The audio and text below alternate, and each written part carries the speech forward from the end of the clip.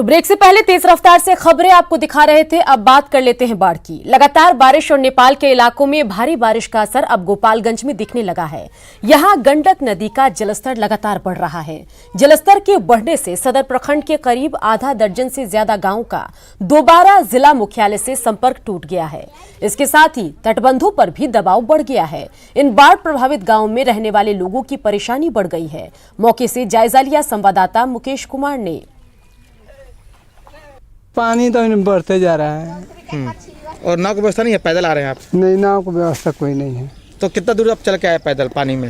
लगभग 1 किलोमीटर पड़ जाएगा, 1.5 किलोमीटर। अभी हम खड़े हैं सदर प्रखंड के मोगरा गांव के पास, और सदर प्रखंड का वो इलाका है, यहाँ पर ये गंडक का रिवर साइड है। यहाँ पर देखेंगे कि हर साल बाढ़ आती है और निचली इलाके की वजह से यहाँ पर थोड़ा सा भी जब भारी बारिश होती है और नेपाल के तराई इलाकों में जब बारिश होती है तब यहाँ पर पानी का जो फ्लो है वो बढ़ जाता है, और बारिश का जो पानी है और गंडक का जो पानी है वो सड़कों पर फैलने लगता है। इसकी वजह से जो ग्रामीण हैं उन गाँवों का संपर्क जिला मुख्यालय से टूट जाता है। अब ये ग्रामीण यहाँ पर हैं जो अभी सर पे कुछ सामान लेके आ रहे थे, हमसे खुद बात करते हैं। तो अभी वहाँ क्या पानी की स्थिति है? गंडक का जो पानी है वो कितना बढ़ा हुआ है? क्या क्या दिक्कत है? पानी तो बढ़ते जा रहा है। और नाव की व्यवस्था नहीं है? पैदल आ रहे हैं आप? नहीं, नाव की व्यवस्था कोई नहीं है। तो कितना दूर आप चल के आए पैदल पानी में? लगभग 1 किलोमीटर पड़ जाएगा, 1.5 किलोमीटर। तो वहाँ गांव में पानी का क्या पोजीशन है? वो घर में पानी घुसा हुआ है या बाहर सड़कों? नहीं, अभी द्वार पर नहीं गया है। मैंने घर का आरी करी चारों ओर हो गया है। तो क्या क्या दिक्कत है आप लोगों को पानी से? अब नाव का दिक्कत है, हर एक चीज का दिखता है। और मवेशियों के लिए चारा वाला कहाँ से जुगाड़ कर रहे हैं आप लोग? ऐसे ही हेल कर जाते हैं। और पानी के लिए ये भूसा पानी नलके से लेते हैं। तो देखिए ये ग्रामीण है, इनका कहना है कि यहाँ पर जो बाढ़ की जो स्थिति है वो अभी थोड़ी कम है, पानी उनके घरों में पानी नहीं घुसा हुआ है, लेकिन जो सड़कें हैं वो पूरा पानी से भरा हुआ है, जिसकी वजह से इन्हें खाने पीने की दिक्कत हो रही है, मवेशियों को चारा का दिक्कत हो रहा है, और इनका कहना है कि सड़कें नीचे होने की वजह से यह परेशानियाँ झेलना पड़ रहा है। मुकेश कुमार, न्यूज़ 18, गोपालगंज। नेपाल के तराई इलाकों में अगले 5 दिनों तक भारी बारिश के पूर्वानुमान के बाद मधुबनी जिले में कमला नदी में बाढ़ का खतरा बढ़ गया है। हालांकि शासन प्रशासन की ओर से हालात से निपटने की पूरी तैयारी का दावा किया गया है।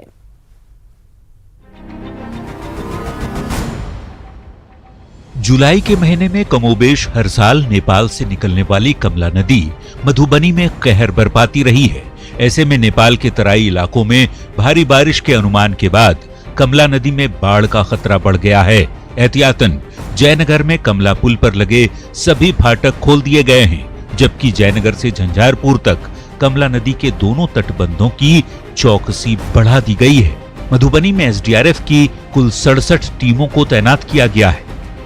जो मधुबनी जिला बाढ़ का प्रभावित जिला रहा है, बड़ा जिला भी है। हम चाहते हैं कि बाढ़ में कम से कम क्षति हो, लोगों को जागरूक भी करे। सरकार हर स्तर पर बांध की मरम्मती, बांध की सुदृढ़ीकरण के साथ साथ हम यदि लोग बीच में फंसते हैं तो उसके लिए ऊंचे स्थल का भी चयन हो गया है। पिछले साल जुलाई महीने में नेपाल के तराई इलाकों में हुई भारी बारिश के बाद कमला नदी के उफान से कई जगहों पर तटबंध टूट गए थे और जिले में भारी तबाही हुई थी, जिसे याद कर लोग आज भी सिहर उठते हैं। अचानक मतलब बांध टूटा और एकाएक मेरा यहाँ पे 9 गो रूम था और 9 गो रूम को टूटने में 9 मिनट समय नहीं लगा। इस बार कमला नदी के बांध को मजबूत बनाने का दावा किया गया है। वैसे थोड़ी राहत की बात यह है कि कमला नदी फिलहाल खामोशी के साथ अपनी मांद में मंद मंद बह रही है, लेकिन ये खामोशी तूफान से पहले की शांति भी हो सकती है। अमित रंजन, न्यूज़ 18, मधुबनी।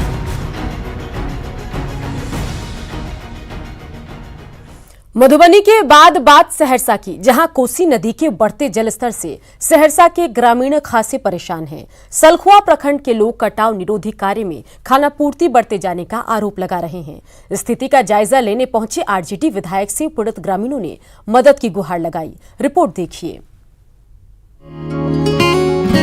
बढ़ते जलस्तर से कोसी ने रौद्र रूप धारण कर लिया है। कई खेतीहर जमीन को पहले ही वह अपने अंदर समा चुकी है। वहीं सलखुआ प्रखंड के तटबंध के अंदर बसे कई गांव को भी अपने आगोश में लेने को तैयार है। इस समस्या को लेकर बनगामा, पचमीरा, गौदमा, पचखुरिया, कोतबलिया सहित कई गाँव के लोग खासे परेशान हैं। बचाव कार्य के नाम पर खानापूर्ति किए जाने का आरोप लगा रहे हैं। हमरा आर के जमीन जाल है वो कटिया खोट गले ने घर द्वार से बसे के तनी मनी घर बसल छै ओहो कटाइए वाला छै आबे बांध पर छै जगह नहीं है कहाँ लोग जैते बाल बच्चा मिलकर विशेष के हमरा के अपने के नजदीक बताब लेकिन करे कि थोड़ा ढंग से करबैयो यदि ठेकेदार के कहे छे तो ठेकेदार कहे छे जितने हमरा देगा करने के लिए उतने न करेंगे आप लोग के करने से बोलने से कुछ नहीं होगा। सिमरी बख्तियारपुर के आरजेडी विधायक जफर आलम जैसे ही इस इलाके का जायजा लेने पहुंचे, तटबंध के अंदर बसे बनगामा के लोगों को मानो तिनके का सहारा मिला। फिर क्या था, सभी अपनी अपनी समस्याएं सुनाने लगे। ग्रामीणों ने ठेकेदार द्वारा किए जा रहे कटाव निरोधी कार्य पर भी सवाल उठाया और कटाव निरोधी कार्य में तेजी लाने की मांग करते हुए आरजेडी विधायक से मदद की गुहार लगाई। के जमीन जाल जे रहे से कट गए, गोर गिरी कटे ले तैयार थे, वन पानी सब भैंस गए, बाल बच्चा के हमरा के चाहिए छाहे अच्छा। इसे लेकर आरजेडी विधायक जफर आलम ने सरकार पर कई सवाल खड़े किए। इनकी माने तो कटाव होने से सरकार पर खर्च का बोझ बढ़ेगा। यदि समय रहते कटाव निरोधी कार्य कर लिया जाए तो शायद आज ये स्थिति देखने को नहीं मिलती। जफर आलम ने युद्ध स्तर पर कटाव निरोधी कार्य कराए जाने की मांग सरकार से की।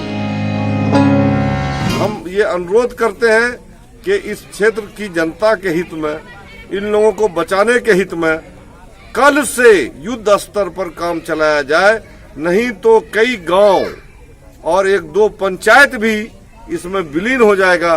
सरकार के बस की बात नहीं रहेगी। बहरहाल आरजेडी विधायक के दौरे से तटबंध के अंदर रहने वाले लोगों में ये उम्मीद जगी है कि शायद अब इस समस्या का समाधान हो पाएगा। विधायक जफर आलम ने भी सरकार से युद्ध स्तर पर कटाव निरोधी कार्य कराए जाने की मांग की है। अब देखने वाली बात होगी कि इस मामले पर सरकार क्या कार्रवाई कर पाती है। न्यूज़ 18 के लिए सहरसा से अनुभव की रिपोर्ट। चलिए, बाढ़ की स्थिति के बाद बात अब कर लेते हैं कोरोना की, जहां कोरोना के बढ़ते आंकड़े को देखते हुए बिहार के कई जिलों में फिर से लॉकडाउन लागू कर दी गई है। नवादा में भी लॉकडाउन है और आज से 12 जुलाई तक लॉकडाउन रहेगा। इसे सख्ती से लागू कराने के लिए सुबह से ही सड़कों पर पुलिस प्रशासन की टीम उतरी हुई है। शहर के प्रमुख चौक चौराहों पर पुलिस सघन जांच अभियान चला रही है।